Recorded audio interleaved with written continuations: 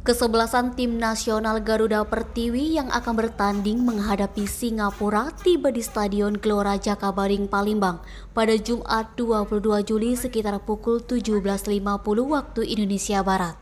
Diiringi yel-yel dari supporter Ultras Garuda, bus pariwisata Ocean Blue warna putih biru memasuki area Stadion Gelora Jakabaring Palembang.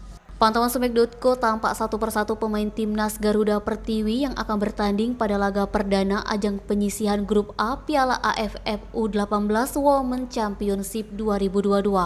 Menuruni bus yang menggunakan jaket berwarna merah berlambangkan burung Garuda dan celana legging panjang warna hitam.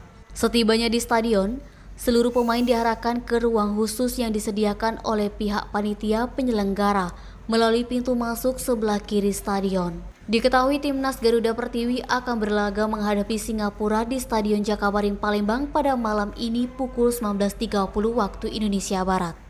Edi Handoko, Sumeko TV melaporkan.